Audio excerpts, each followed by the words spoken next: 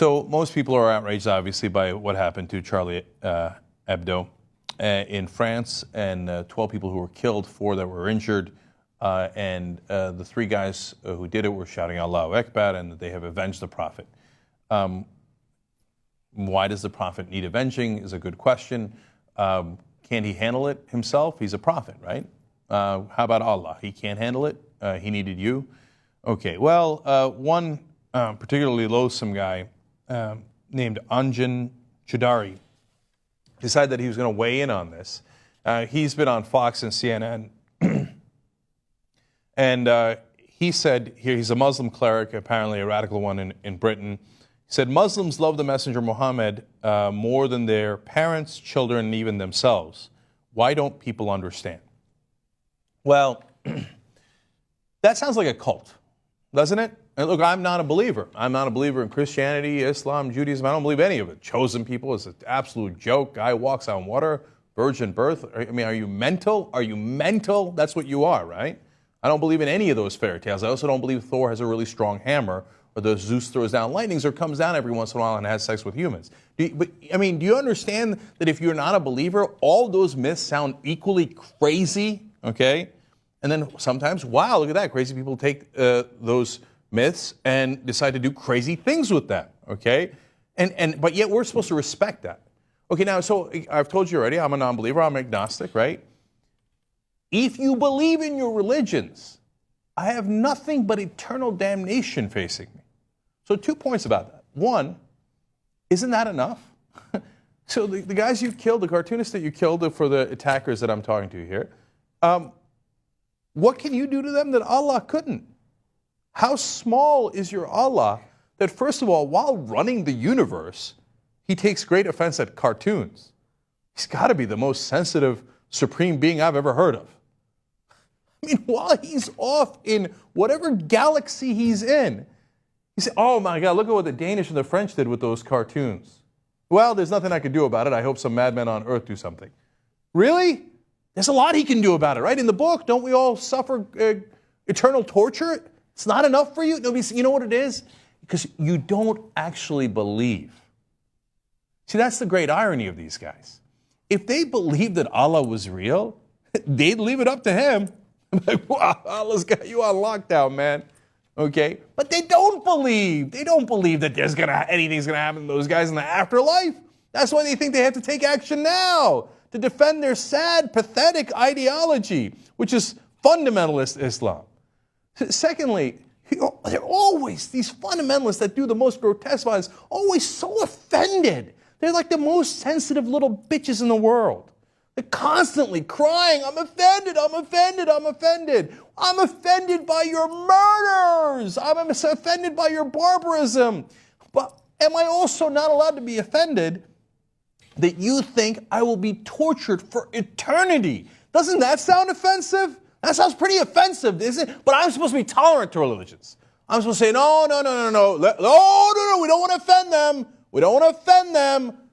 They say we will be burned alive for the rest of time after we pass away. But they're the ones offended.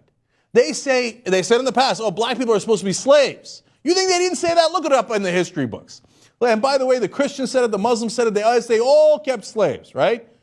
But God forbid we should offend them. Now they say gays will burn in hell and they shouldn't be married and they shouldn't be allowed to adopt and all these different things. And in some countries, they say that if you're flagrantly gay, you should be executed. But we shouldn't offend them. We shouldn't offend them. Don't you understand how holy our Prophet Muhammad is? Well, if he's so powerful, leave it up to him when we all pass away, but you don't believe that. You see, I believe in science. So, for example, let's call my God science, right? One of his prophets is gravity. If you say, I do not believe in your gravity, I say, have at it, Hoss. I don't have to go and shoot you. I don't have to be offended by that. See, I'm a true believer. I believe that if you step off the ledge of the building, gravity, my prophet will have consequences for you. See, I don't have to do anything extra because you're going to fall down and die. I don't have to do anything extra. In fact, I would try to talk you off the ledge. I would try to save your life. Say, no. My prophet and my God is not to be messed with. 2 plus 2 actually equals 4. And if you step off that ledge, gravity, believe me, will have consequences for you. I don't have to do anything to protect the honor of gravity or science. You see, you don't believe that there is a God. You don't believe in Allah. You don't believe in Muhammad. That's why you think you have to protect their honor, because you think they don't actually exist and can't stand up for themselves. Your book says they can, but you don't believe that. So here's more from this clown, the cleric that I was just talking about. May Allah allow Muslims and non-Muslims live together under divine law, where the honor of citizens and prophets is protected. First, whenever anybody starts talking about honor, run out of the building. Okay? Honor is almost always now followed by some sort of killing. Honor killings in Islam, our guys, we're going to stand up for honor and murder everybody in the area, right? Honor. The honorable thing to do is to kill people because you're offended? That's the honorable thing to do? I think you've totally warped that word, and now it means the exact opposite.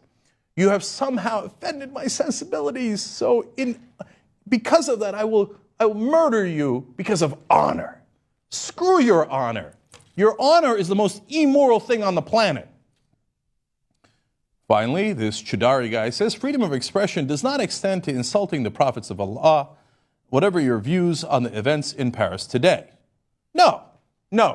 My views on the events of Paris today is that freedom of expression absolutely, positively includes insulting your prophet, your God, yourself, and any damn else thing I like to insult. That is the point of freedom of speech.